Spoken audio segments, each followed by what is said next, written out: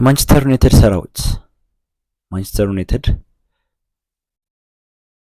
ፓትሪክ ዶርጉን ለ10 ሳምንት ኦልሞስት ወደ 2 ወር ከምናምን አያገኙም በጉዳት ምክንያት ማለት ነው። አንድ ነገር ሲሻሻል አንድ ነገር ይመለሳል ወደኋላ። በሚቀጥሉት ጌሞች ግን እስቲ ማን ፓትሪክ ዶርጉን ተክቶ ማን ጥሩ ነገሮችን ያሳየናል የሚሉትን ነገሮች ለማየትም አንድ ምርጥ አጋጣሚ አግኝተናል።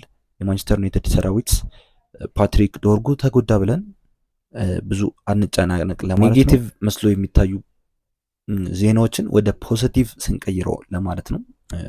እናም ፓትሪክ ዶርጉ ቢጎዳም ሌላ ሰው ቀይሮት ደግሞ ምን ያሳየናል የሚሉትን ነገሮች የምናይበት ጥሩ አጋጣሚ አግኝተናል። እስከዛው ግን ማን ይተካዋል የሚሉትን ነገሮች እንወያይበት። ኮመንት ላይ የመጣችሁ ማን ፓትሪክ ዶርጉን ሊቀይረው ይችላል ሊተካው ይችላል ብላችሁ ታስባላችሁ? ኮመንት ላይ እያሰፈራችሁልኝ